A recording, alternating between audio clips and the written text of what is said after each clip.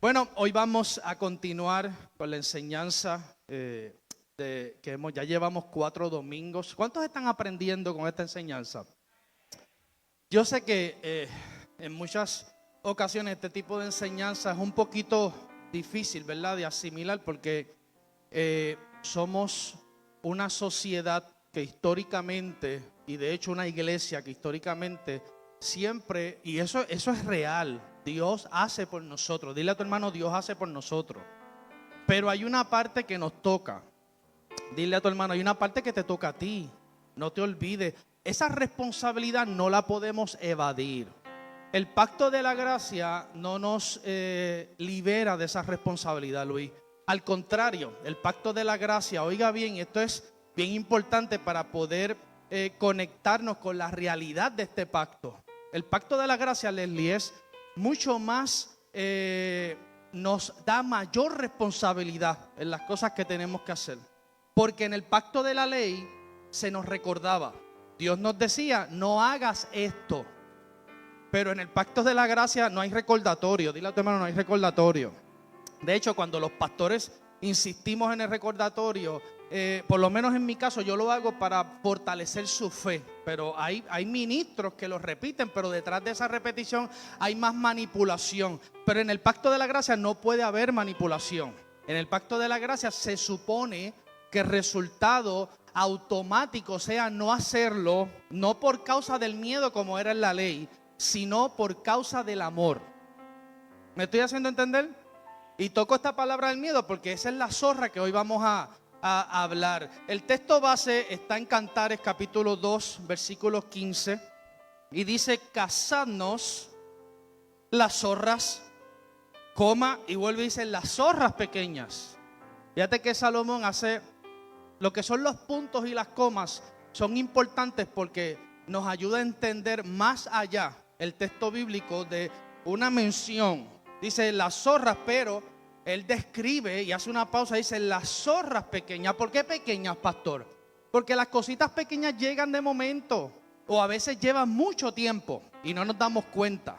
A veces, yo no sé si usted se ha dado cuenta, ¿verdad? O a usted en su casa, usted sabe a cuántos en la casa a veces de momento se dan cuenta que tienen que llamar al fumigador porque hay cucaracha. Pero esa cucaracha grande no llegó volando de repente. ¿Cuántos saben eso? Fueron creciendo poco a poco. Huevitos pequeños, ¿verdad? Cosas pequeñas. Y de momento, cuando usted vio la gran cucaracha cerca del caldero de arroz, hay unos que las espantan y no le dicen nada a nadie. Yo me acuerdo que yo tenía una vez prisa, estaba haciendo un arroz con habichuela y el arroz tenía gorgojo. Y usted sabe lo que yo hice, ¿verdad? Yo le saqué los gorgojos y lo hice, pero mire, eso fue hace tiempo. Eso fue hace como par de décadas atrás. Pues yo no iba a ir al supermercado a comprar un paquete de arroz nuevo.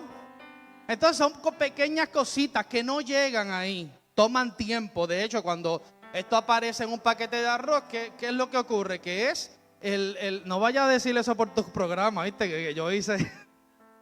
¿Qué es lo que dice? Que hubo un tiempo, hay una fecha de expiración, ¿verdad? Y estos animalitos crecieron. De hecho, a veces hasta vienen y se crean por causa de esa comida. Pero son pequeñas cosas que llegan y no nos damos cuenta. No nos damos cuenta. Nos damos cuenta cuando comienzan a crecer, cuando se convierten en un estorbo, cuando nos damos cuenta que hay algo que no anda bien. Entonces Salomón dice, vamos a cazarlas desde pequeña. ¿Por qué no le pedimos a Dios que nos enseñe las cosas que no podemos ver? De hecho, Job dijo, enséñame a ver lo que mis ojos no pueden ver. Siempre estamos tratando de resolver las cosas que nuestros ojos ven de momento, las cosas grandes. Si una serpiente grande llega a su casa, ¿qué usted va a hacer? Y usted la ve en la bajada, ¿qué usted va a hacer? Adelante, no, usted no va a hacer eso. ¿Qué usted va a hacer? O la va a mandar, o la mata, o llama a estas entidades que se encargan de buscarla, ¿verdad que sí? Así que tenemos que identificar estas cosas pequeñas, porque Salomón sigue diciendo que echan a perder las viñas. Y hemos enseñado que cada uno de nosotros somos viñas en Cristo Jesús. Gracias por el entusiasmo. Somos viñas que pueden producir. De hecho, hace un par de domingos atrás dije que tenemos una orden. ¿Cuántos saben que dentro de usted hay una orden de Dios mismo? ¿Cuál es? ¿Cuál fue? Produce. Cuando Dios lo creó, cuando Dios creó todo, Él lo bautizó con la orden de produce. Así que ese es el sello de garantía. Tú no llegaste a la tierra para improvisar, tú llegaste a la tierra para descubrir el potencial que te fue dado antes que tú entraras en la tierra dentro de Cristo para que llegaras a esta tierra a producir. Entonces Salomón dice, estas pequeñas zorras se echan a perder esa capacidad productora, productiva, porque nuestras viñas están en ciernes. No tan solo nos dice viñas, sino que Salomón dice, cada uno de nosotros está a punto de producir algo. Por eso es importante que no te rindas. Casi siempre nos quitamos, después de nadar tanto, nos reunimos casi llegando a la orilla, al puerto. Yo no sé qué es lo que le pasa a la gente. Y yo vengo a decirte hoy de parte del Señor, no te rindas, no te quites, porque tú estás en cierne, estás a punto de producir algo. Para eso es esta palabra, para traer un despertar, para que puedas observar, para que puedas discernir la profundidad, no superficialmente, no con remedios. Por eso estamos con detenimiento en esta enseñanza, observando juntos, porque nuestras viñas, estas cosas se convierten en un estorbo del propósito de Dios. Recuérdese que si el propósito de Dios no se da en su vida, sus sueños posiblemente podrían atrasarse. Ok, se lo voy a explicar a este grupo. Si en su vida el sueño de Dios no, ese propósito no es número uno, es su prioridad, no llegan las añadiduras. No es el diablo, es un asunto de lealtades en usted. Entonces tiene que haber un despertar. Tenemos que poner el corazón en los asuntos de Dios. Dios debe ser lo primero, lo segundo, lo tercero, lo cuarto, lo quinto, lo sexto, lo séptimo. El día que tú conviertas a Dios en tu mayor prioridad, ese día Dios te va a dar las prioridades y los sueños de tu corazón. Salomón lo dijo. Salomón lo dijo. Ama a Dios con todo tu corazón y Él te concederá las peticiones de tu corazón. Encomienda a Jehová tu camino y Él te concederá. ¿Sabes lo que es encomendar el camino? Es encomendarlo todo. Porque tú no caminas en el aire, tú no eres un avión. Tú caminas y cuando tú encomiendas a Dios tu camino, lo que significa es que Dios es todo. 1, 2, 3, 4, 5, 6, 7, 8, 9, todo. Y estas pequeñas zorras, el problema es que se han familiarizado con nosotros. Hay gente que ni manda a fumigar las cucarachas.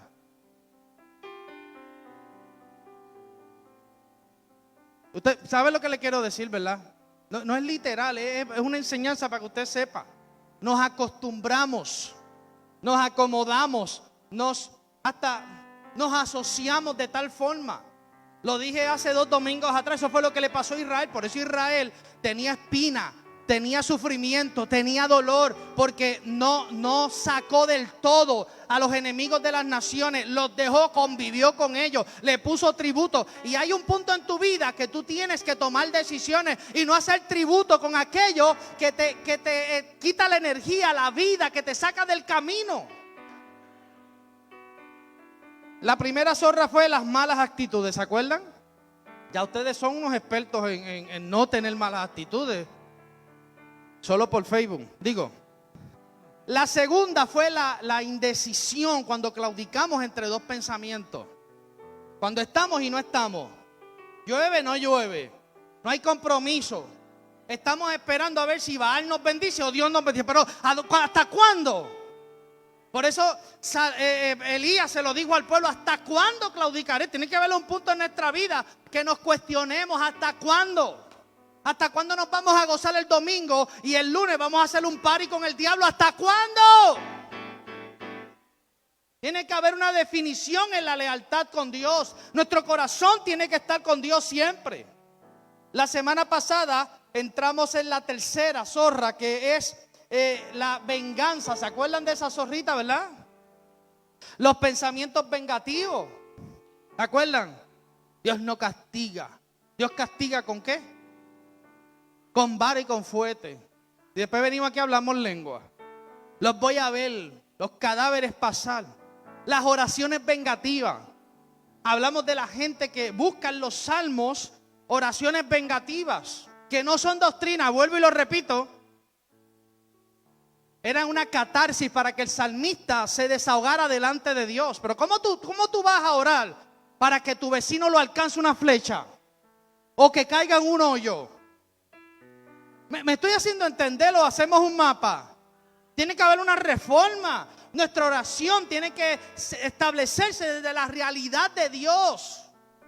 Y en la realidad de Dios ya no existe venganza, ya no existe ira.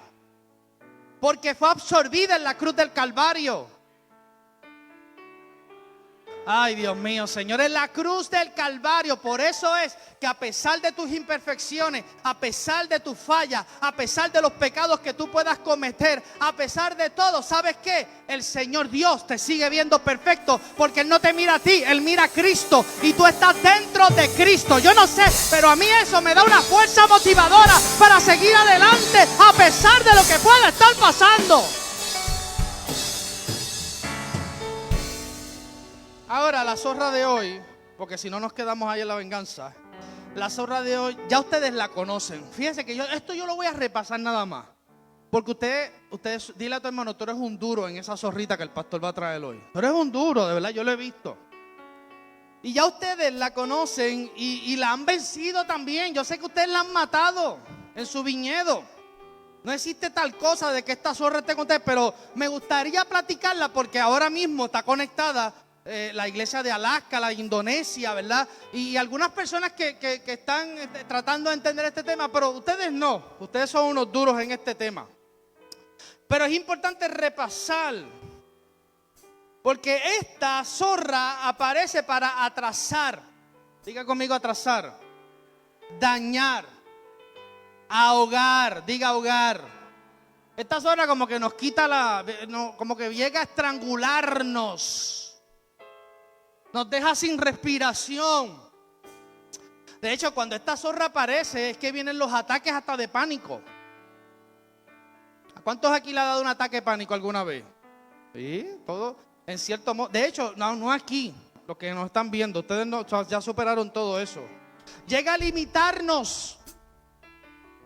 Llega a ponernos lentos en nuestro camino. No productivos, nos ubica, Luis, en una posición de no tomar decisiones.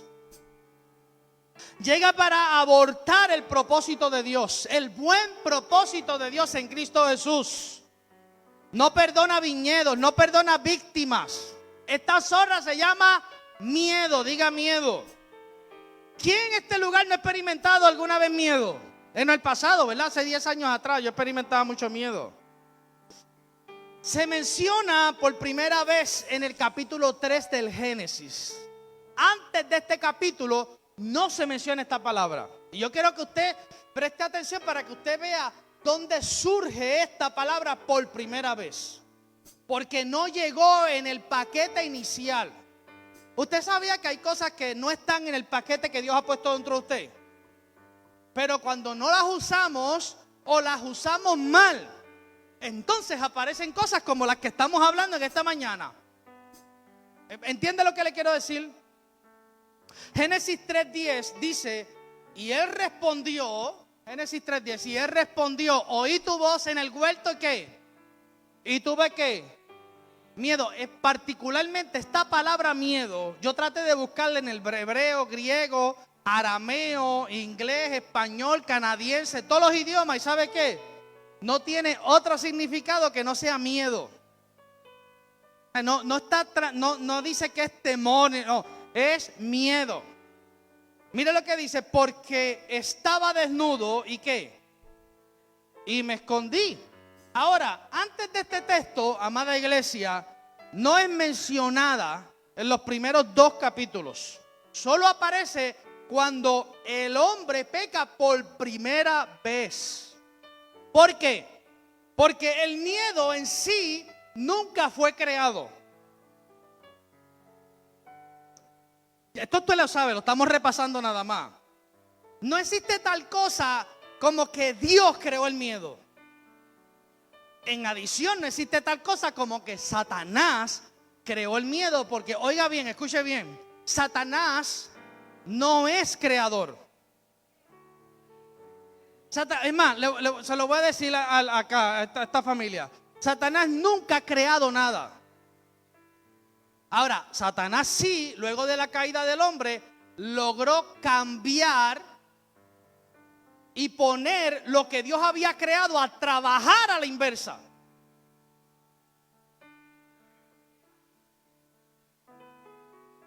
Así que la fe fue creada por Dios. Pero una vez Adán cede la autoridad delegada a Satanás, aunque no creó como le expliqué ahora, pero sí logró que el hombre, al desconectarse de Dios, usara ese poder de la fe para trabajar a la inversa. Así que cuando usted pone la fe a trabajar a la inversa, ¿cómo se le llama? ¿Cómo se le llama? Miedo. Entonces no existe tal cosa como yo he escuchado a muchas personas: Satanás me puso el miedo. No, tú estás usando la fe de la forma incorrecta, porque fe o miedo, o sea, miedo es fe en retroceso, trabaja hacia atrás. Por eso usted nunca vio a Adán con miedo, ni en el capítulo 2, que es donde en esencia se comienza a hablar de él y se le da la autoridad. Nunca tuvo temor porque no existía, no había pecado, no había desconexión, y él estaba usando bien la fe. Pero una vez él peca, aparece entonces ¿qué? El miedo. ¿Por qué, pastor? Porque esa fe que estaba ahí como un poder, porque oiga bien, los dones son irrevocables. Yo no sé qué tú dejaste de hacer o que tú piensas que ya Dios no quiere que tú hagas, pero hoy yo te digo de parte del Señor que venzas ese paradigma, te levantes sobre tus pies, porque los dones son irrevocables. No importa que hayas pecado 2500 veces, baby. Lo que importa es que te levantes en esta mañana, retomes tu posición y le digas: Señor, aleluya, hasta el día de hoy. Hoy me levanto sobre mis pies por el poder de tu palabra. Camino en la gracia de Dios, porque ya tú lo acordaste en la cruz del Calvario.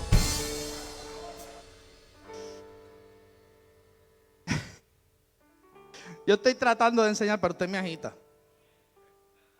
Así que esto es importante que lo entendamos, porque una vez el hombre peca, como usted ya sabe, el espíritu, hay una muerte espiritual, pero se queda esa fe ahí. ¿Quién comienza entonces a gobernar esa fe? Vamos, ustedes que me han atendido, por lo menos uno, por favor. Su alma. Y el alma, como es fantasiosa, el alma, como no fue hecha para gobernar, el alma, como está ahí tratando de trabajar con muchas cosas en su vida para las cuales no fue hecha, ¿para qué va a usar esa fe que Dios ya había puesto en Adán? ¿La va a qué? La va a poner a trabajar a la inversa. Y la va a convertir entonces ¿en qué? En miedo. Diga miedo. Oiga, y le voy a decir una cosa, y esto se lo digo con el corazón en las manos. Para mí sería mucho más fácil yo buscar 15 textos bíblicos que digan que no temas. Eso para mí es más fácil, se los proyecto ahí, le doy 2 o 3 gritos, pero no, es bueno eso. Es bueno que usted sea textual, pero la revelación lo va a ayudar a usted a dejar el drama. Lo va a ayudar a usted a tomar decisiones firmes. Lo va a ayudar a hacer de usted un creyente estable, que crea de verdad en Dios. No de boca nada más. Declarar el texto bíblico, claro que sí que es bueno, pero la revelación es mucho mejor. Declarar el texto bíblico es bueno para el desierto, pero la revelación te lleva delante de Faraón para que puedas liberar al pueblo de Israel. Por eso tenemos que ir profundo a la luz de la palabra y ver qué es realmente el miedo. Tenemos que identificar, porque si no, el miedo nos va a seguir matando, nos va a seguir, porque el miedo, imagínense, eso fue creado por Dios. ¿Usted entiende la magnitud de lo que le estoy diciendo? Fue creado por Dios, así que como lo uses, cuando algo es creado por Dios, como lo uses te va a dar resultado. Si lo usas de la forma correcta, vas a tener los resultados correctos. Pero si lo usas de la forma incorrecta, meta el dedo en el receptáculo allí. Ponga el dedo allí para que usted vea. Lo mismo en la fe cuando se malutiliza. El miedo es un desastre. El miedo nos ahoga, no nos deja avanzar. Es una fuerza abortiva. Y también tenemos que estar claros que miedo es una cosa y temor reverencial es otra cosa. Porque muchas veces Dios dijo que temamos a Él, pero Dios no está diciendo ténganme miedo. Es un temor reverencial. Y ese temor reverencial nos ayuda a respetar, a establecer límites. Aunque ya Dios no habita en este lugar, sino en el templo de sus corazones, pero este lugar ha sido ¿qué? Consagrado. Y por causa de esa consagración, para podernos reunir, y cuando usted traiga la gloria, yo traiga la gloria, y crear aquí una explosión de Cristo Jesús, pues esto requiere un temor, pero reverencial.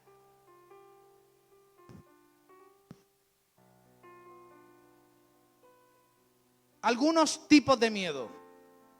Y usted se identifica, ¿verdad? Y me dice, no sé, no tiene que decir amén, lo importante es que lo escuche. Miedo a fracasar. ¿Cuántos han tenido alguna vez miedo a fracasar? ¿Miedo a fracasar? Los miedos heredados. Estos son que se heredan. Esto, mire, la tatarabuela le tenía miedo al lagartijo. La abuela le tiene miedo al lagartijo. La mamá le tiene miedo al lagartijo. Y el hijo le tiene miedo al lagartijo. ¿Qué es eso? ¿Miedo qué?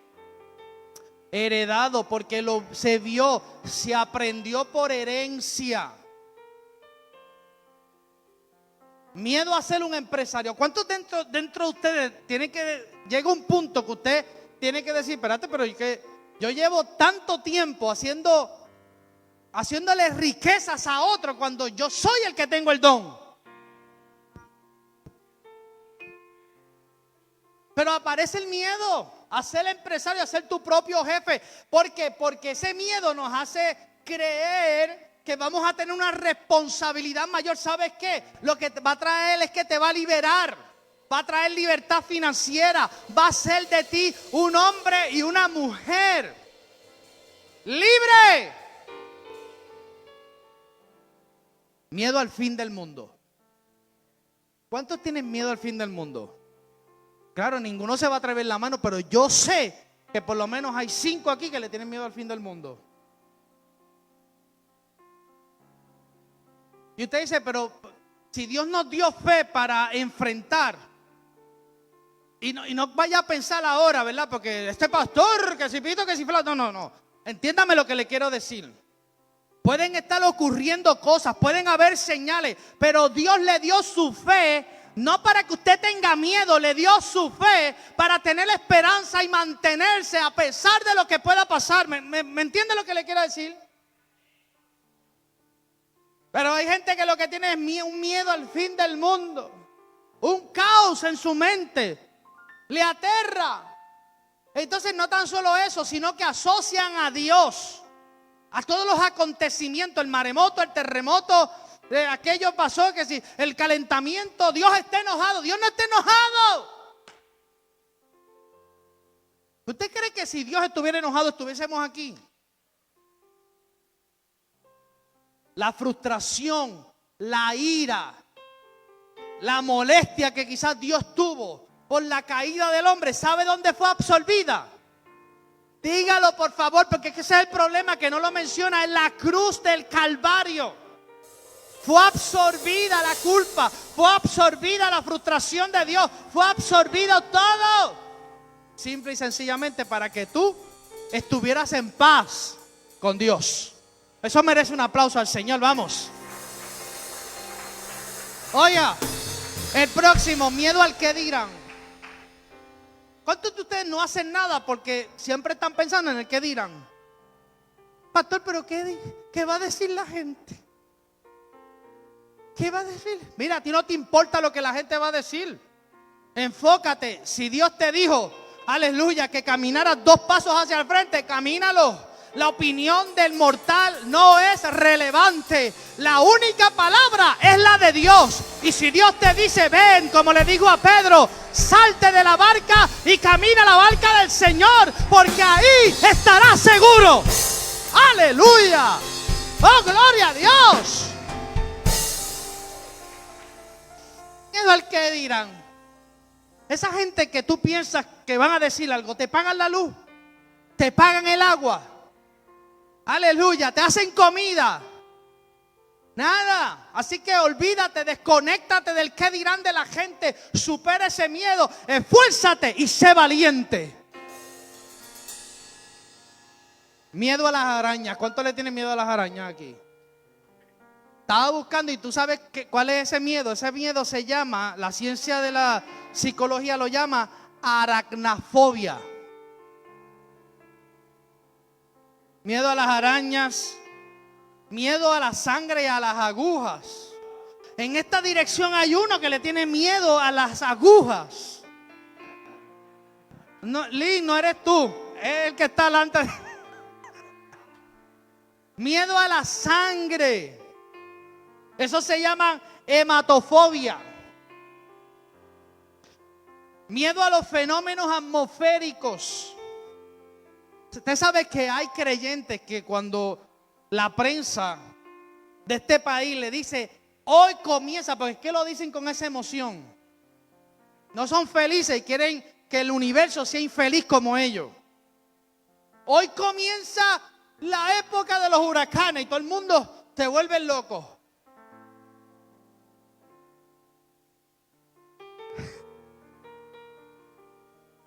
Miedo a los espacios cerrados. Ese miedo se llama claustrofobia. También está el miedo a la oscuridad. ¿Cuánto le tienen miedo a la oscuridad? ¿Y usted sabe qué? Usted no le tiene que temer a la oscuridad, porque otra cosa que no existe es la oscuridad. La oscuridad no fue creada. Lo que fue creado es la luz. Si ahora mismo prendemos estas luces, se va toda la oscuridad. En esencia, nunca existió la oscuridad. Lo que sí hay en lugar es ausencia de luz.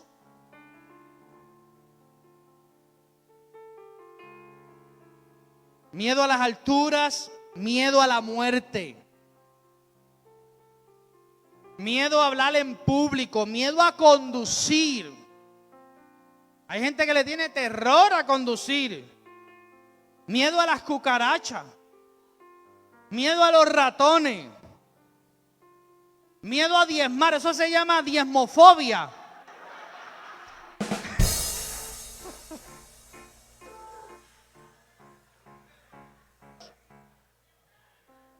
Qué fuerte, ¿verdad?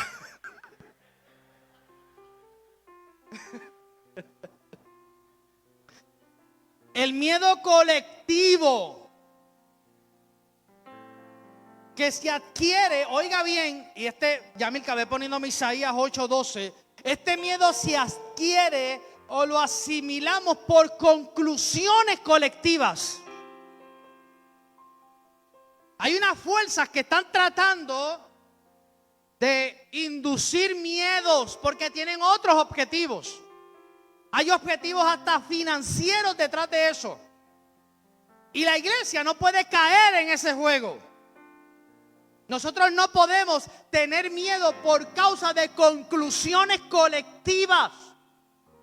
Porque nosotros no somos de este mundo. Tú eres y yo soy un extraterrestre, no pertenecemos. Solamente estamos teniendo una experiencia en un cuerpo, en un eglón de vida, en un tiempo determinado. Por eso no pierdan más tiempo. Pero estas conclusiones colectivas son estructuras mentales que logran un miedo colectivo, un objetivo colectivo. Por eso Pablo, oiga bien, Pablo dijo, nuestra lucha no es contra qué. Dígalo. No es contra qué, carne ni sangre, sino que contra qué. ¿Contra qué? Principados y potestades. Ahora, el original en el griego lo que significa de estos principados y potestades son estructuras mentales que están creando influencia sobre el sistema del mundo. Y esto se mete dentro de los creyentes. Por eso es que nuestra lucha es contra esas fuerzas mentales que están tratando de llevarnos a una opinión colectiva más allá de lo que dice la palabra. Usted no dice que la palabra dice que no temamos, pues no tiene que tener miedo. Pero como alguien, un sistema político en alguna nación se creó algo y lo repitió y lo seguimos repitiendo hasta que se crea un principado en nuestra cabeza. Mire lo que dice Isaías 8:12, dice, no llaméis conspiración a todas las cosas que este pueblo llama conspiración. No repitas al papagayo. ¿Por qué, pastor? Porque la repetición crea una estructura. Porque todo lo que tú dices y todo lo que oyes, Jesús dijo que se te añade y se crea una estructura mental. Por eso no podemos caer en este juego de llamar, porque pastor, es que aquel lo dijo y aquel sabe. Puede tener gabán, puede tener un grado de divinidades, pero si lo que está metiéndote es miedo, no entra en la ecuación de Dios, en el propósito de Dios para tu vida.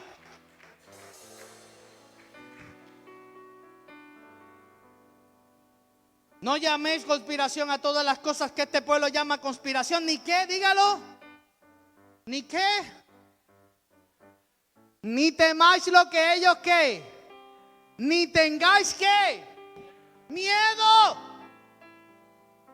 Una versión dice, no vivas aterrorizado por el miedo de ellos.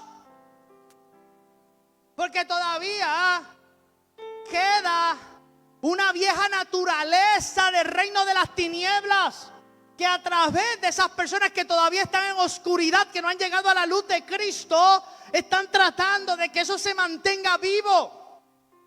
Recuérdese que usted está en una lucha, pero es para tratar de llevar los sistemas que ya fueron vencidos en la cruz del Calvario, ponerlos debajo de los pies de Cristo.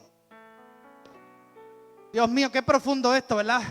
Por eso es que Pablo dijo, hasta que ponga debajo del estrado a todos tus enemigos. Ahora, la palabra enemigo lo que significa son sistemas.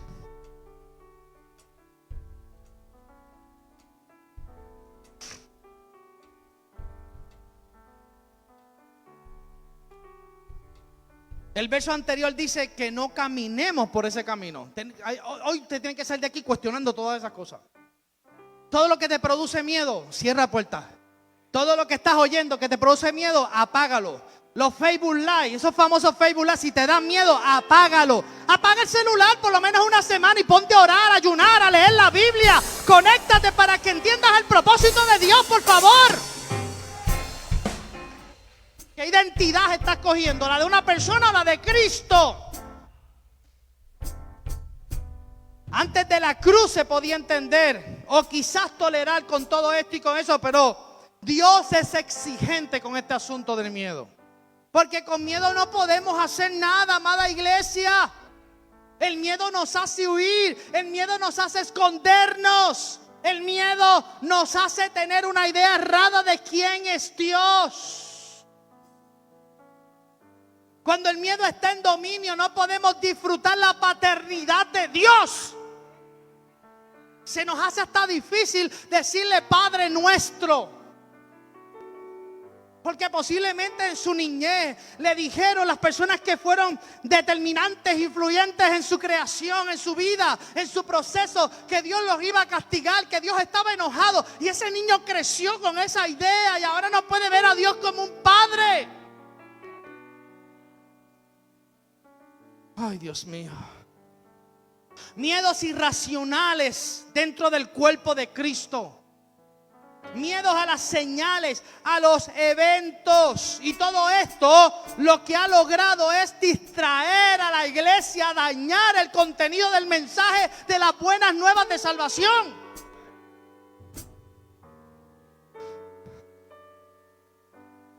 Bien, yo puedo observar una señal, pero esa señal no puede contaminar el mensaje, no puede adulterar la palabra de Dios, la que usted tiene que llevarle esa vida. Porque créame, si usted trae a la gente a Cristo por miedo, ¿sabe lo que va a ocurrir con esa persona? Va a terminar perdiéndose. Porque todo lo que se edifica en el miedo termina desconectándose, pero todo lo que se edifica en amor es permanente. Por eso dice que todo pasará, pero el amor nunca dejará de ser. ¡Wow! ¡Aleluya! Miedo nos hace correr con desenfreno, con estrés. Usted sabe que la mayoría de la gente, cuando la presión le sube, es porque tiene miedo a algo. Ahora alguien estornuda al lado de eso.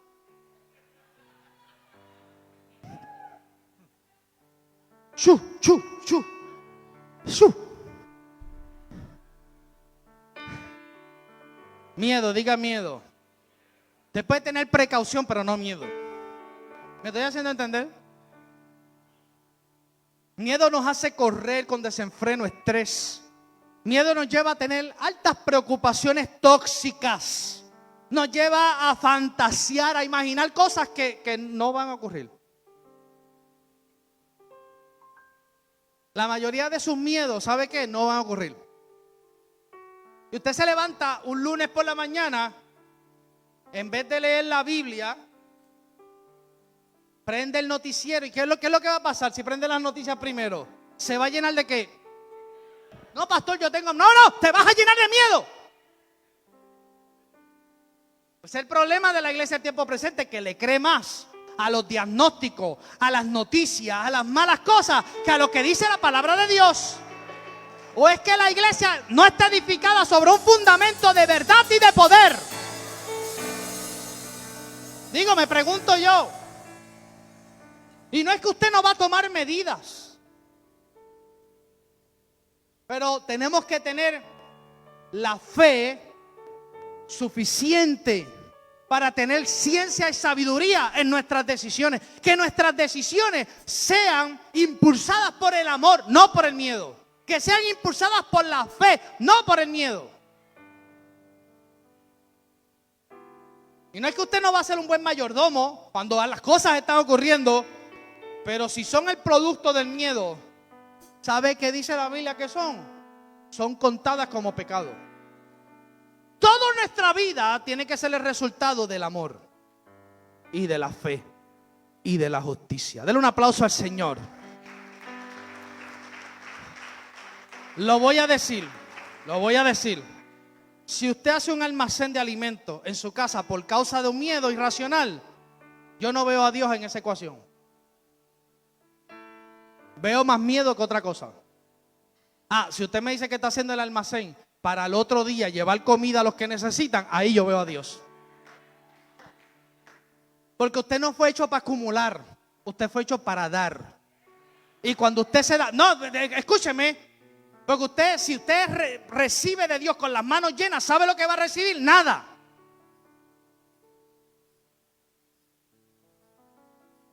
Esto yo sé que me puede costar gente que se enoje, amigos de Facebook que se enojen, pero ¿sabe qué? Yo no tengo ya miedo a eso. Yo voy camino a donde Dios me dijo. El Señor me dijo a mí, pasa al otro lado. Voy en esa barca, aleluya. Voy con fe, voy creyendo, aleluya. Yo sé que mi Redentor vive. Yo sé que vamos a salir adelante. Yo sé que Dios nos va a dar la victoria. Yo sé que en Cristo Jesús yo tengo todo lo que necesito. No tengo que temer a nada que ocurra. Yo tengo que tener fe. Guardar dinero no es malo, pero si la fuerza motivadora es el miedo.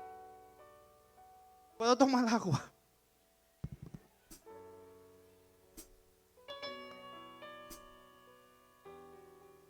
Lo que te estoy tirando es malanga, batata, ñame. Lo que se me quedó fue el aceite de oliva para que lo puedas bajar. Usted sabe que una malanguita es buena, ¿verdad? Eso es lo que se pasa comiendo el viejo ese que sale por ahí. Malanga, se pone a hacer comida, pizza en vez de comer malanga. Tendré testigos. Guardar dinero no es malo, pero si la fuerza motivadora es el miedo, el pánico, la ansiedad, en sí esta acción es motivada por el pecado. Porque donde no hay fe, te voy a decir algo. Si tú vas delante de la presencia del Señor con miedo, Dios no entiende lo que estás diciendo. Ah, pastor, pero a mí ese es el problema, que están mezclando salmos y cuestiones oye, que es que tú no puedes. Toda la Biblia y la palabra es útil, pero Dios mío, por favor. Pero no podemos seguir tan textuales, tenemos que recibir la revelación de la palabra de Dios. No como el hombre Ismael que abrió la... Señor, háblame. ¿Cuántos hacían eso antes? Háblame. Primero era háblame. Y queríamos oír, yo lo hacía. Hasta que me fue revelado que Dios me habla en mi espíritu y que mi alma me confunde y que tengo que tajear esa alma para oír correctamente lo que Dios está diciéndome en mi espíritu. A todos ustedes Dios le habla. Lo que pasa es que el alma está obstruyendo esa fuerza, esa vida, esa eternidad que tiene que expresarse en Cristo Jesús. Pero tenemos que estar claros en esto. No es que sea malo, pero el miedo no puede llevarlo a esa decisión. Sin la fe y el amor. Y antes de finalizar, quiero tocar dos textos bíblicos de una parábola que se encuentra en el capítulo 25 de Mateo. Porque una de las cosas que hace el miedo, amada iglesia, escuche bien, es que nos convence de esconder algo, de enterrar, por causa de lo que hemos pasado. Una mala experiencia en una iglesia, una traición, un rumor. ¿Cuántos aquí se han desanimado por un rumor? Usted no puede construir su vida bajo los rumores, ni en los rumores. Y esta parábola es intensa.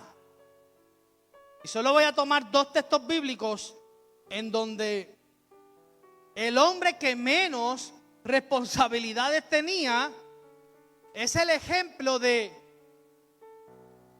que por causa de que escuchó un rumor, de que tenía un prejuicio acerca de quién era Dios, toma lo que Él le había dado y lo esconde. Yo te pregunto a ti, ¿qué has escondido? ¿Qué has ocultado? ¿Qué cerraste? ¿Te rendiste? Tu equipo de trabajo, tu arma de guerra, ¿dónde lo guardaste por causa de algo que te ocurrió? Hoy Dios te dice, mira, ¿sabes qué? Ve a la covacha de tu vida, desempolva lo que yo te di desde el principio, levántate y ponte sobre tus pies y úsalo una vez más. Mira lo que dice, pero llegando también el que había recibido ¿qué? Un talento, dijo, Señor, te conocía que eres hombre duro, que ciegas donde no sembraste y recoges donde no esparciste. Versículo 25. Por lo cual, ¿qué? Por lo cual tuve, ay, dígalo en este lado que están los que necesitan. Tuve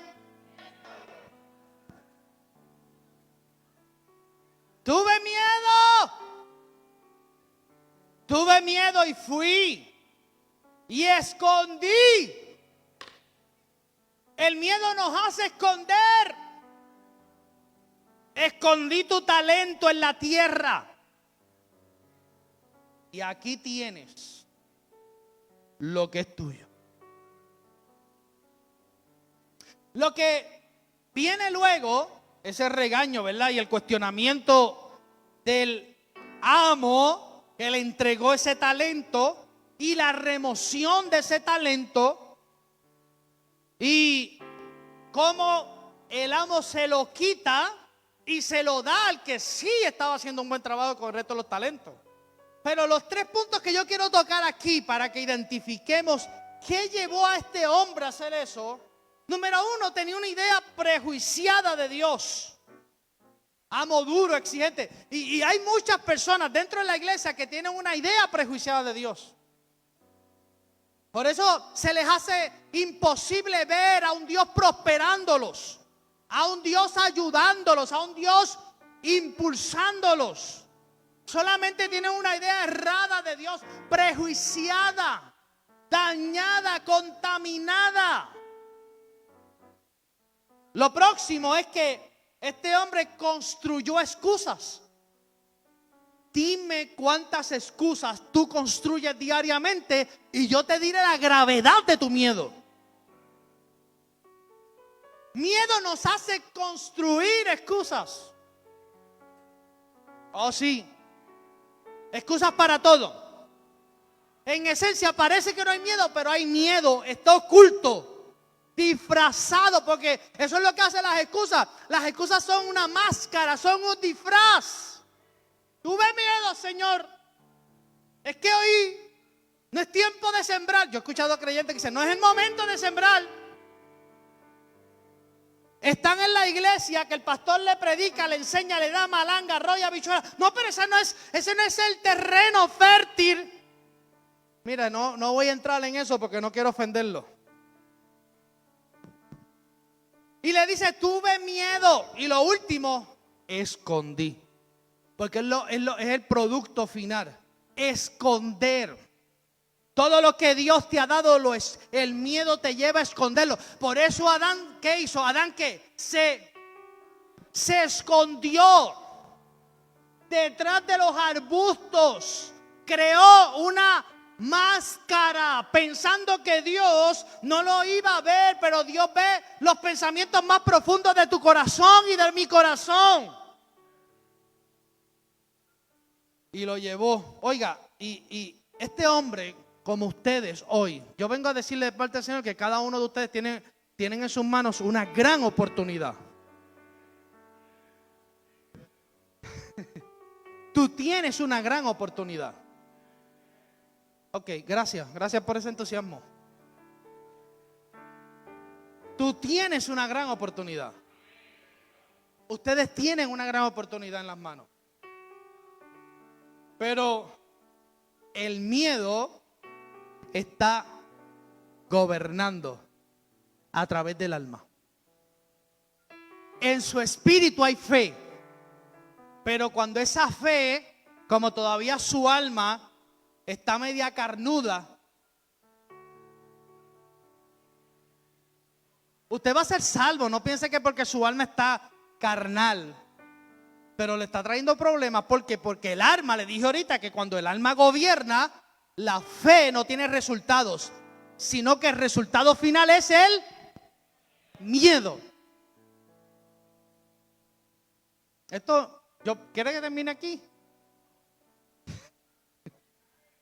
Y yo le podría demostrar por la escritura que el miedo es una lucha presente en la vida de toda la humanidad. Dígame amén. Cuando Gedeón se disponía a vencer a Madián, Gedeón, cuando está en el valle para empezar esa lucha, convocó 32,000 soldados para combatir a Madián. Y a veces cuando Dios te dice que hagas algo, tú no necesitas mucho alboroto. Lo único que necesitas es fe. Cuando Dios llamó a Pedro de la barca, lo único que Pedro necesitaba para llegar a la barca de Jesús era fe. Por eso es que cuando lo saca del agua, le dice, hombre de... ¿Qué ocurrió? El miedo lo gobernó. ¿Por qué? Porque el miedo se alimenta de los 5 sentidos. Y dice que él vio, observó y tuvo miedo. Cuando tú no aprendes a cerrar los ojos y a visualizar la plenitud de Cristo, de tu nueva naturaleza que está dentro de ti, y estás constantemente viendo por Facebook las noticias, todo lo negativo, está nublado, está lloviendo, está haciendo viento. Cuando tú eres adicto a todas estas cosas, ¿sabes qué? Tú vas a ser una persona miedosa. Pero cuando tú cierras los ojos y contemplas la plenitud de Cristo dentro de ti, tú vas a ser un hombre y una mujer esforzado, concentrado en el buen propósito de Dios. Y Gedeón tenía 32,000 soldados. Usted sabe lo que son 32,000 soldados, ¿verdad? Eso no cabe ni en el estacionamiento de Costco, para que usted lo sepa. Es una multitud. Una multitud de gente. Y ahora, oiga bien, como Dios conoce el corazón, Dios le dice a Gedeón, ¿sabes qué? Son muchos. Son muchos. Muchedumbre no es sinónimo de éxito, ni de que todos tengan fe. Y el asunto aquí, Elvis, es que Dios olfatea el miedo. Como él no lo entiende, lo repudia. Y Dios le dice, ¿sabes qué, Gedeón? Vamos a darle un ticket de salida, tú y yo. Dile a los 32,000 que aquellos que tengan miedo, que se vayan para su casa. Fíjense que Dios no los condenó. Ellos perdieron la oportunidad.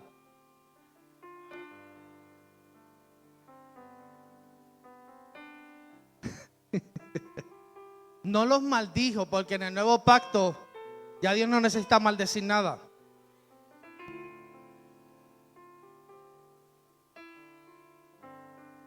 Sino que ellos perdieron la oportunidad porque cuando recibieron la oferta, Gedeón puso a correr un rumor. Y ese es el problema, que los rumores que alimentan los miedos te hacen rendirte y regresar a tu antigua vida.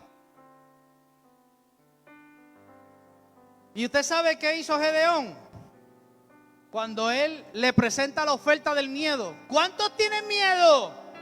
¿Sabes cuántos levantaron la mano y se fueron para su casa? 22,000 hombres.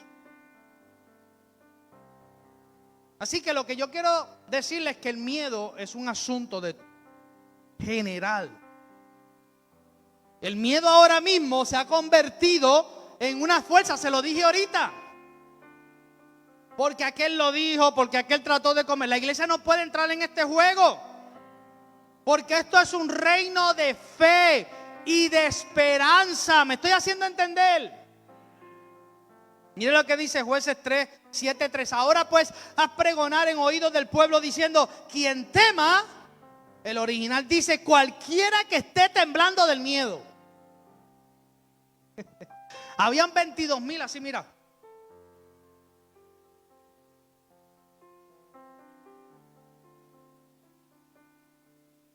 Quien tema y se estremezca, madrugue y devuélvase desde el monte de Galaad. Y se devolvieron del pueblo 22,000 y quedaron 10,000. Donde yo lo quiero llevar es que usted, antes de aceptar ese tipo de oferta, se asegure que no sea presa fácil. Posiblemente no todos tenían miedo. Pero, ¿qué es lo que ocurre con el miedo? Lo dije ahorita. Eso se replica. Y es como un germen que se va metiendo en la cabeza y en el corazón de las personas. Y ellos se convencen de algo que en realidad no tienen.